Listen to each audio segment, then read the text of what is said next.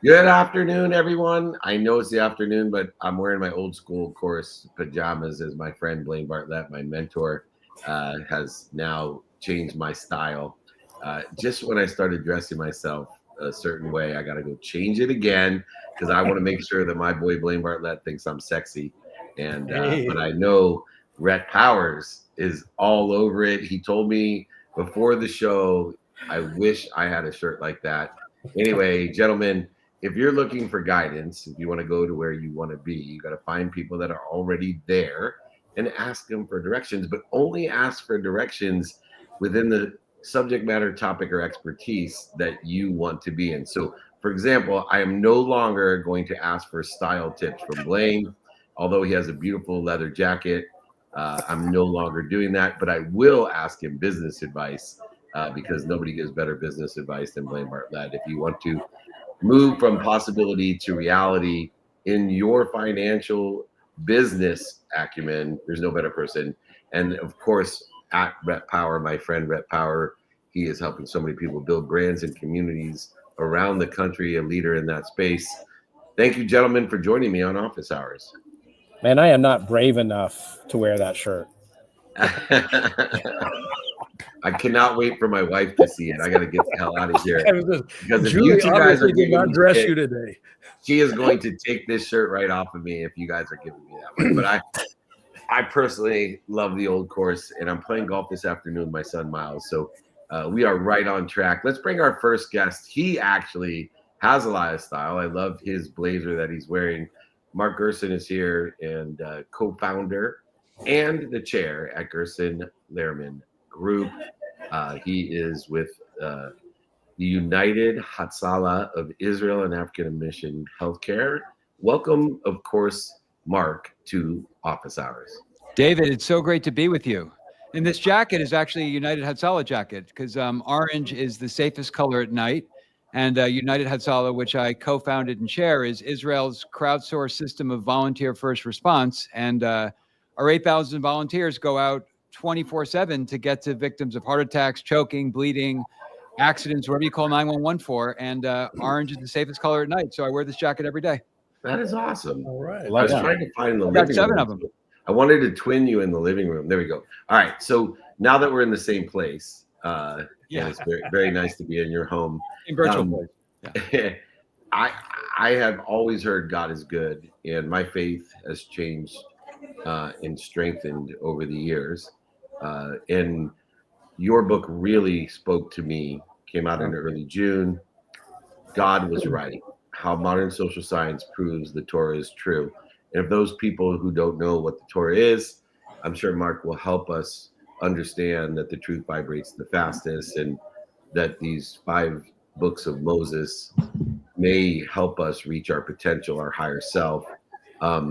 What motivated you to reaffirm your faith and utilize the Torah as the pillar of truth in the book to do so? So what a great question, Dave. I mean, I started studying the Torah, which is, as you said, it's the 5 books of Moses from Genesis to Deuteronomy. I started studying it every day around 20 years ago. And I realized what kind of book the Torah is. I realized it's not a science book. It's not a history book. It's not a cookbook. It's a guidebook that makes hundreds, maybe thousands of claims about how we should live our lives in the most practical ways in our day, right here in 2025, as in all days. And some of these claims are counterintuitive. And so what I wanted to assess is, are these biblical claims true? So are they true? Are they false? Or are they true sometimes and maybe anachronistic other times, making it just a good book?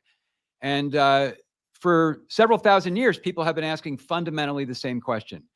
But until the 21st century, people only had 2 tools to use, which was faith and experience. And in the 21st century, an entirely new tool emerged, which is modern social science. And so I said, well, we can test the claims of the Torah against the claims of modern social science, because the Torah and modern social scientists are asking the same questions, whether the social scientists know it or not, they're asking the same questions. So now we can know for the first time with social scientific certitude, is the Torah true? So the book, God Was Right, it has 33 chapters on everything from routine to education to diversity to reframing, dating to clothing. And what I found is that the Torah gives very prescriptive, very direct advice about an astonishing array of subjects. And it's true, it's right in absolutely everything it says. And Blaine, interesting enough, one of my favorite books in the world is written by Dr. Wayne Dyer, who did the exact same thing with the Tao Te Ching, in the 81 verses of the Tao, and did so much research. And I saw so many similarities between the Torah and the Tao itself, which means the way. Light the way for us, Blaine Bartlett. Well, I'm curious here, Mark. When you're talking about social science, what specific dimensions or domains of social science are you actually using as a validation tool with this? Well, so modern social science really was hatched in the mid 20th century, but it really exploded with the advent of the internet. And so it's really been an explosive source of questions and knowledge for about 25 years. And modern social scientists, who are often research psychologists at universities, sometimes independent, but either way, they're asking the same questions that the biblical author asked. They're asking questions about routine, about clothing, about dating, about effectively everything. And so I was able to take what the Torah said about this astonishing array of subjects and test it with modern social science, because modern social science, like the Torah, is very comprehensive at this point. So it was an exploration that could really only be done now, because modern social science has really come into itself. I mean, modern social science, their books fill bestseller lists, documentaries, movies. I mean, modern social science is very much in the popular culture, and it's also in academic literature, and it was there for the study. Okay. Yeah, that's really fascinating. I'm curious, as a sort of a data-driven investor, would you say that about yourself? Oh, I'm a data-driven guy. Absolutely. I'm a rationalist. Absolutely. And I approach the Torah as a rationalist. I approach social science as a rationalist. So I wanted to know, as a rationalist, as someone who looks at the data, who looks at the facts, is the Torah true and right? How do you sort of, there's a tension, I think, between data-driven and the spiritual faith that you have. How do you reconcile those two when you make a decision about a business, to invest in business? Well, it's a great question. I don't think there's a tension between looking at the data, looking at the evidence, being a total rationalist, and being a person of faith, because our faith, our Jewish faith, which of course is based on the Torah, it wants us to be rational. It wants us to be logical. And and that's how I approach the Torah. I want to say, are these many, many claims in the Torah true on a rational and logical basis? And what I found is that they are. So interesting. Growing up with an extreme Jewish culture, my brother still being a famous rabbi, and the culture of the religion is to question it. That's right. At all times, which I felt in the book God Was Right as well.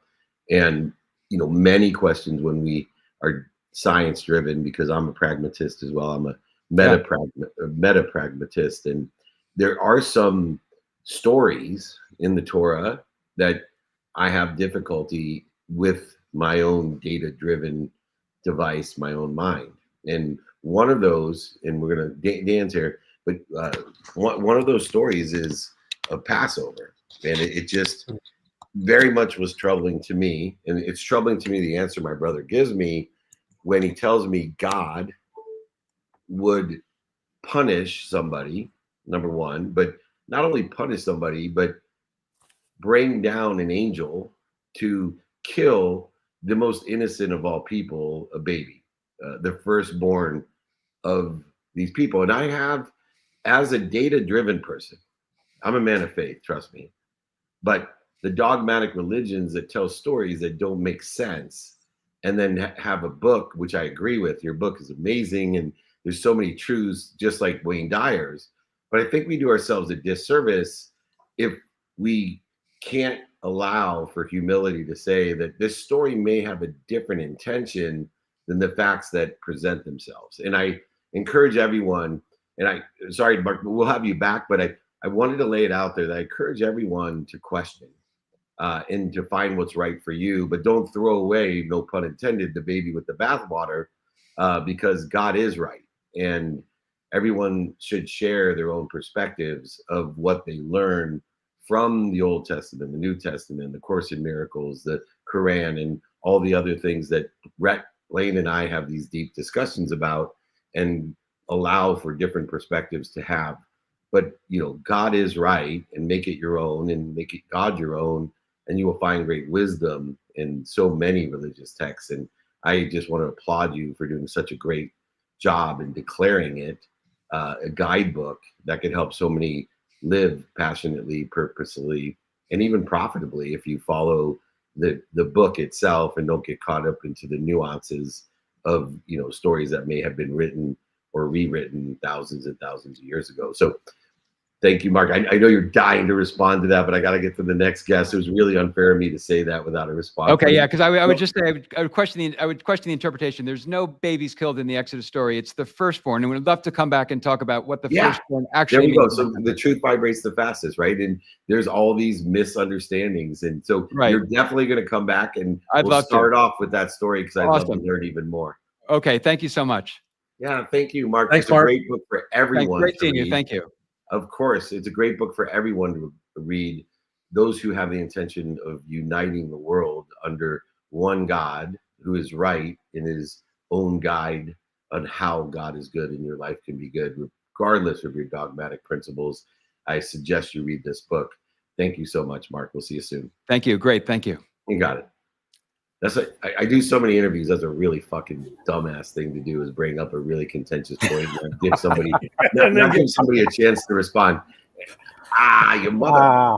So anyways, but I just moved on. Let's just blame Dan, right? He was late and we had to take the second guest first. So we'll bring Dan.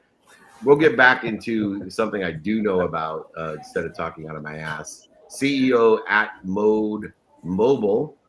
You can make your phone an earn phone with Mode Mobile, and it's the world's first earn phone. You might as well earn while you utilize your phone, revolutionizing the smartphone industry with the world's first earn phone. Let's welcome the CEO at Mode Mobile, the king of earn phone, Dan Noves. How are you? Hey, David, how are you? I appreciate you having me. Sorry for being a few minutes late. But I saw that you were with Mark Gerson. I actually am in 3i with him. And I was like, oh, right on. Why? And I was like, was this supposed to be like this? So I just sent him an email, actually. He's not going to read my book, Don't Do Business with Dicks, just because he doesn't want to do business with a dick. It's coming out Super Bowl. But 3i is a great organization as well. Give me the earn as you go model that we can utilize our smartphone today to increase what we're doing to earn more in the usage of our own smartphones.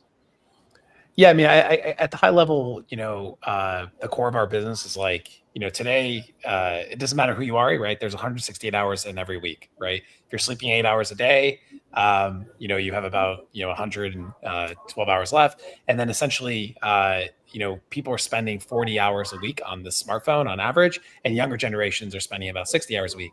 So any time for you're spending 33 to 50% of your time on the smartphone, right? And so that money, that time, that attention is really going to big tech. It's going to, these big companies that are making trillions of dollars off of you.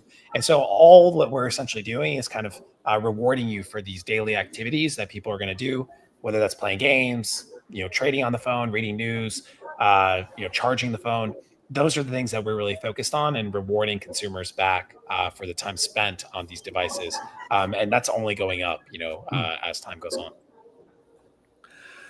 Yeah, as I was reading the little information blurb that we got prior to you coming on, Dan, there was a statistic there that I misread when I first passed by it.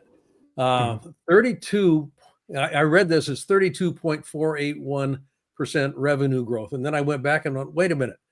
It says 32,481% revenue growth. 32,000 revenue growth between 2019 and 2022. In 3 years, you grew 32,000%. That's not just marketing. Yeah, there was it was a lot of stuff, but that was it was good enough to get us to the #1 fastest growing software company in North America that year, Yeah. with as measured by the Deloitte Fast 500. And yeah, I mean, it kind of gives you an idea of, there's definitely a lot of interest for what we're doing. And those were also COVID years. People are in their house, they're on digital more. But the thing that's happening is that this the smartphone space and tech in general is just continuously evolving. So these devices are becoming cheaper. The data, like the 5G, the internet connectivity, is also becoming faster. It's also becoming cheaper. And so, the first screen is really moving from the laptop to the phone, right? That's essentially what's happening. And I think that's why you're seeing kind of like that type of growth rate, and also that type of interest, not only from advertisers, but from the general populace as well. Mhm. I mean, what you've done, Dan, is really remarkable. I mean, you've built a unicorn basically without sort of the traditional VC funding, or you've done, you've just grown them. It's an amazing story. What's one of the hardest lessons you've learned? Like, what's what's one of the hardest lessons you learned? I think the hardest lesson I learned that almost like actually killed our business, to be honest, is the market during those times actually that we just talked about was really kind of a growth at all costs first market, because so many companies were IPOing, money was cheap, like liquidity. And so there was a ton of advertisers that we saw come into the space that were just like they were just giving us so much cash. It was great. And then we were able to give that cash to users. The problem is that, the moment that liquidity dried up, and then some of those crypto companies and stuff like, like this was during the FTX bust, crypto's is on a tear again. But that revenue concentration. So basically we had like, maybe less than 10 clients that were really producing a lot of revenue for us. And suddenly the market completely changed. And I actually hit my highest ever quarter. And then like the next month, like things just like tumbled to a point where I was like, when you have a 7-month payback window and then suddenly this revenue's not getting paid because someone went bankrupt or this happened. So that almost took down my business. Like we had to actually let go almost half of our staff that year. So we still hit that #1 fastest growing company, but that was only 50% of plan. We were supposed to hit 64,000% growth. We were going to do over 50 million in revenue that year. And so that's actually what was crazy, is like when that list came out, I was like, wow, like we still hit #1 and we only hit 50% of plan and we almost went bankrupt. It's like, so it was like so many different things at once. And the situation that I had found myself in, which was it was a very strange situation, because 2022 was such a crazy growth year for us in terms of being able to hit that, especially the first few months of it. But then the back half were terrible. And but the market, I could see it flipping. And that's actually what got me into the crowdfunding mechanism, because I was too late stage to be a seed company, right? But I was too small to be a growth stage company because I hadn't even gotten to the portfolio yet. And all the growth stage investors were underwater because all the companies that they had invested in were at really high valuations, hadn't gone public yet. And so you're in no man's land. Like literally I was in no man's land. And on top of that, because the advertiser market had changed, I was trying to figure out, how do I keep paying people without my gross margin going to zero? You know what I mean? And I was like, oh, like what if I help reward people in shares? And that's kind of how we got into the crowdfunding thing. And it took us a year to get there. And we launched our first campaign at the end of 23. We raised $5 million in like 3 months because that was the max we could raise. And then this past year, we launched our Reg A Plus. And I actually saw David, right when we were launching it, I think around September or something, we were doing a TV show and he was one of the judges. And we had just kicked off on it. And, fast forward 6 months later, we've raised over $50 million through that campaign. And we're one of the largest, crowdfunders in America, with the exception of Newsmax that came out this year. We're probably, second or third. And we've hit the caps on that too. That's unreal. Unreal. Hey, David, you're on mute. Yeah, there we go. I was talking to myself again. Thank you so much for showing me what an amazing success you are. And the future is bright with mechanisms like this. There's so many different ways to earn and other ways to make money, help people, and have fun. And Mode Mobile is one of those companies I think that best represents that infinite loop of giving and being able to service and provide value and fun in a way to make a lot of money.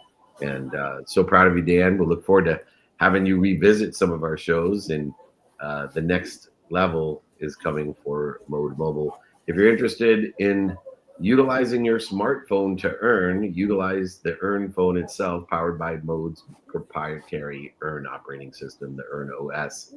Dan Noves, thank you so much for joining us. Congratulations. I'm super excited about your success. Thanks, guys. Thanks for having me. ModeMobile.com. All right. We are back on track. And another friend of ours, I think, is here. I don't know. It's one of those days. Yeah, he's sitting in the wings. Ian Slade is here, and he's a neighbor of ours at ITC, founder of ITC. And we're going to talk about his book, Flow Like Water, talk about the Tao. That's very Taoistic. Welcome, Ian Slade, to Office Hours. Hey, guys. Thank you for having me. So I talk about wisdom and faith and bridging wisdom and the faith. A lot of people think that spirituality, whether it be the Kabbalah, the Course in Miracles, Judaism, Judeo-Christian, Muslim, Mormon, Scientology are all technologies. And so in your book, you really bridge the idea of wisdom and faith with cutting edge technology. And I find that to be a fascinating topic to study myself. And your book as well is fascinating to talk about modern leaders, which Blaine and my friend Rhett are just experts at. But how have you applied ancient Eastern wisdom, which the Tao says the way like water, into the complexities of today's AI age? That is a great question. First of all, thank you guys for having me here. So my journey, I'll start there a little bit and then answer your question, David. So over the past 2 decades or so, I have helped hospitals and health system move from paper-based to computer-based. So there was a time when we actually had to write down things, and now everything is on the computer. And over the past 20 years, I've seen this aggressive approach of using technology and AI to anything and everything. However, I've also seen that it doesn't work every time. So that got me curious. What are the things that allows leaders to excel, and what are the things that inhibits leaders from excelling? So in the book, I talk about how principles like Huawei, for example, which is this doing without doing, which is basically waiting for the right time. And what I've learned in complex systems, the light touch is always better than a heavy-handed approach. Now, there are organizations that are able to do this. And there are also organizations, for example, Apple was able to do it smartly. They weren't the first in the smartphone business, for example. They waited, they perfected, and the infamous Steve Jobs 07 presentation created an amazing product. When this happened, the reverse of the use of Huawei is BlackBerry, for example. So they were just watching Apple, and they were thinking that, like, okay, this is not going to work. No one's going to want to use a phone without physical buttons. And so what happened is, instead of applying Huawei, which is that patient waiting and timing, they were actually doing analysis paralysis. So a lot of these ancient wisdoms, if you know the concept but don't know how to apply it, it can hurt you as much as it can help you. It's just like a knife. It can help you make dinner, or it can cut your finger. So in the book, I go into 5 different principles. Ren, which is also about helping people, and it can also go both ways. You can help people or just be about people. And I'll go into more of the negatives because a lot of people know the positives. WeWork, for example, was more about the people than for the people. So the founder, Adam Newman, he had all these crazy parties, for example, that he would do, kombucha on tap, all these amazing things for his company. But he wasn't about building the people, he was about making people comfortable. So a lot of ancient wisdom, if not used properly, can hurt you as much as can help you. Yeah, Epictetus talked about in his Stoic Yep, positioning. absolutely. Yeah, yeah. The soul, essentially, one of the things that he talked about was the soul is like a bowl of water, and it's our impressions are like a ray of light that's falling on the water, and the water gets troubled. It appears like the light is moving. So that whole notion of being able to quiet the soul, right, before I begin to move. Yeah, in the stillness, things can become more apparent about which direction to move, how to actually work with this. In the work that you do with your clients, and I'd be very interested in how you actually structure process that invites them, what is typically a monkey mind in a lot of these leaders that I work with, to quiet enough that they can begin to see a course of action that may not have been apparent because the waters were disturbed. How do you get them to the point where they accept that this is a skill that I need to develop? That is a great question, Blaine. So I grew up professionally in the emergency room and the trauma area.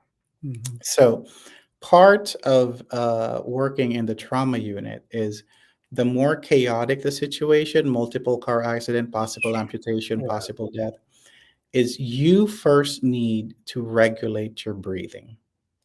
Because if your breathing is erratic, your heart rate is up, you will not be able to find that vein. You will not be able to intubate properly. So that same technique applies to management and leadership in organizations. Mm-hmm. So one of the biggest things that I worked on was with an organization here in LA, where I was assigned to do mass communication for COVID for LA County. So no one knew what to do in the pandemic, at least not in our lifetime, right? Spanish flu was more than 100 years ago.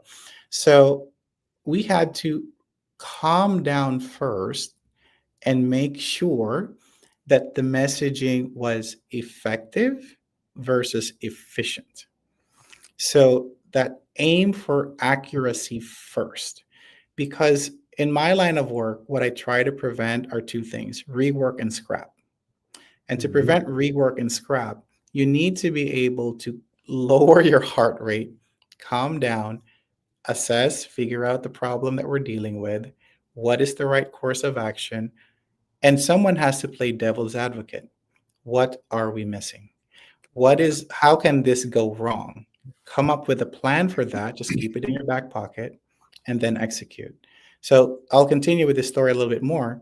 So the first time we told people, hey, if you have cold symptoms, but you can still breathe okay, do not go to the emergency room.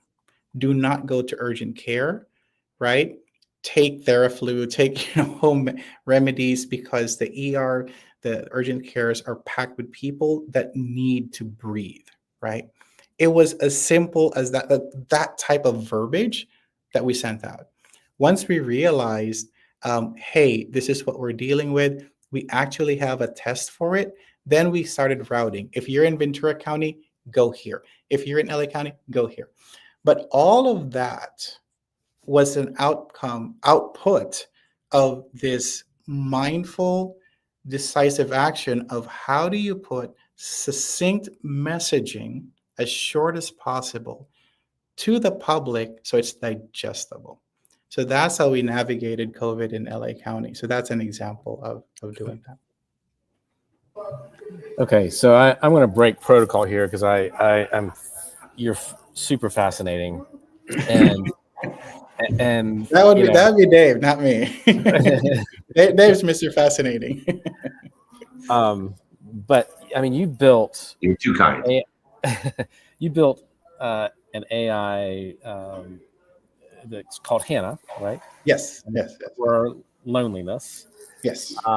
So many questions about that. Please. Like, how do you? I mean, do you get a hard time about, like outsourcing loneliness to machines? I mean, the reason I'm asking is it's interesting to me that people. I'm testing some of this in my coaching, and people tend to be a little more honest Mhm. with AI, and because it's not judgmental, they don't Yeah. see the look on somebody's face when they Mhm. say something that's strange or hard or right. Yeah. And so tell me about Hannah. Like, I'm Mhm. so curious. Yes, I'll give you a little bit of a backstory. So I worked with the VA for 4 years. We helped standardize their perioperative area, and during that work, I crisscrossed the entire country, visiting VAs, visiting the waiting room, talking to vets. And one of the things that I noticed that plagued almost every other vet is this profound sense of loneliness. It's this profound sense of no one understands me. It's this profound sense of I had meaning and now I don't. And so I started to dig deeper into this, and the World Health Organization roughly estimated in 2022 that about 800,000 people died of loneliness in 2022. And you would think, like, how can that, how can you die of loneliness, right? Well, what happens is when you have, experiencing loneliness for a prolonged period of time, it increases your stress levels. And with that, it increases your inflammation. And with that increases, your risk of cardiac disease, diabetes, and everything else that comes with inflammation. But they looked at people who were relatively healthy, experienced loneliness, and health decline. So rough estimates is about 1 million people that died, 3 years ago. So what I thought of is, okay, so many people, especially young men, have a hard time connecting with carbon-based beings called humans, but they're very comfortable with algorithms, with Snapchat, with Hinge, with WhatsApp, right? And so I created just GPT Hannah, and I spent countless hours on the back end programming it. So it's more of a mirror than a mentor. It's more of a high school friend versus an over caffeinated coach. So it doesn't push you to go from A to B. It sits with you, provides a mirror. Actually go deeper into where you are. And then when you're ready, it'll nudge you to do tiny steps. So, folks that have used it, there was one. I just gave a talk a few minutes ago here at the Kin in LA. And one of the attendees actually used it before. And she mentioned that she was going through a divorce and all of that. Said, Ian, after the first hour, I forgot it was an algorithm. And so I was so happy because that was my intent, putting all of the stuff in the back end. Um, and and she said I was able to tell things that I wasn't able to tell my mom. And to your point, it's that that there isn't a judgmental voice behind the person or algorithm that you're talking to. So my goal for Hannah is for people to be able to use it. So if you're subscribed to ChatGPT right now, that $20 I think a month, all the GPTs are for free. So I'll drop. I don't know if I can drop something in the chat or link to it. It's free if you're already subscribed. I personally don't get anything out of it, but I created it. We'll put it in the notes because And it's then really also you can important. do that. So I will drop it in. Okay. yeah. So Ian, we're gonna have to close out the show as we Oh yeah, I'm conclude here. sorry. Yeah, I'm it's sorry. okay. We'll get that going. Understanding this book will emphasize adaptability, resilience, and focus on the united interconnectedness of all things.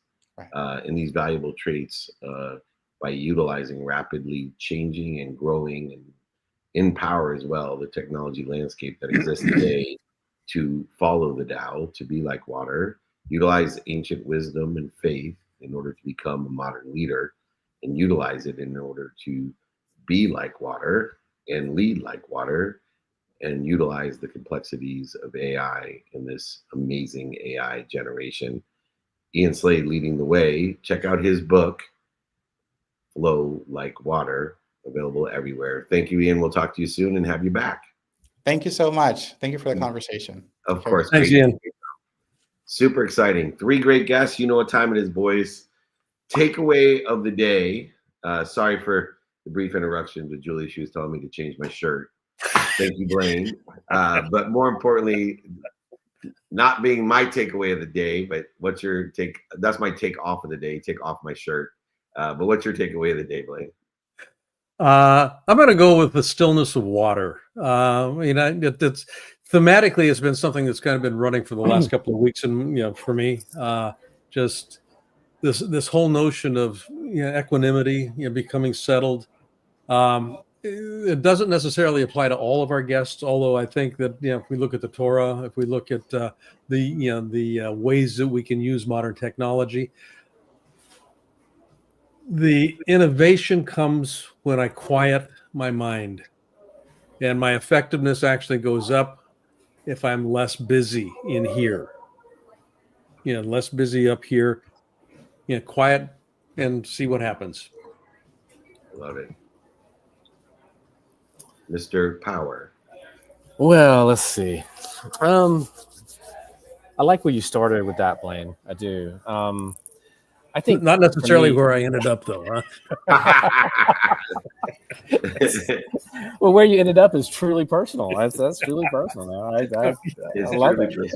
personal. I think innovation. What I got from all three, I think, is that innovation just doesn't come from technology. It's about new bold ideas. It's about timeless wisdom. And when those things kind of collide, I mean, it changes the way we live and changes how, we can connect with people, how we live, how we lead. I got that from all three, and I don't know how, but that's what kind of sticks in my mind. I love it. For me, it's that meta pragmatist takeaway. Everybody's trying to apply science to the truth. And I think whether it's earning money with your phone, or it's, utilizing the Torah or the Tao, there has to be this reconciliation of these worlds, the infinite past, present, and future together. And because of the acceleration of technology and the changes that occur so quickly, it's actually driving us backwards into the meta, which is probably why so many companies are dealing with meta now instead of some linear approach. And I encourage everybody to be a meta pragmatist and to look at things and apply their why as well as apply technology to what they do, say, think, feel, and believe. And there's great mentors out there like Blaine Bartlett and Rhett Power that can help you with that. They have a firm understanding not only of the past and the meaning of the past, but how to apply the why and apply the technology of today into your future with no shadows or interferences. Be a meta pragmatist. That's my takeaway. My other takeaway is how blessed I am to be here with two of my best friends. And I appreciate all of the fashion advice from both of you. And I wish you well with yours. And I look forward to seeing you guys soon. Let's hear it for my friends, Blaine Bartlett, BlaineBartlett.com, and at Rhett Power. Incredible minds and souls full of love and light. Thank you for joining me. Thank you, David. Thank you, David. Thank you. Don't worry, I'm going to look good on the golf course. Nobody's going to make fun of me there. Bad voices, bad choices. That's my fashion quote for the day. Good choices come from good voices. Thank you, Blaine. Thank you, Rhett, for your good voice, and Julie as well. Anyway, we are traveling as usual. Back from San Antonio and Las Vegas. Thank you for the NBA and for the Aspire Tour. Now we're off into Nashville to the MLB All-Star Game in Atlanta. Back to SiriusXM to our content mastermind, and then over to Milwaukee. So 5 cities in 6 days. Come and join us. Just email me, david@dmeltzer.com. If you want to be invited, you know where to go, 949-298-2905. If you don't want to be invited, do not text me at 949-298-2905. Over 200 cities a year. That's what we're doing to pour into our community. I want to thank our community for being here. I want to thank our community for being more interested than interesting. And I want to encourage our community to be kind. be kind to your future self, and do good deeds. God bless you. May your journey be wise. Peace.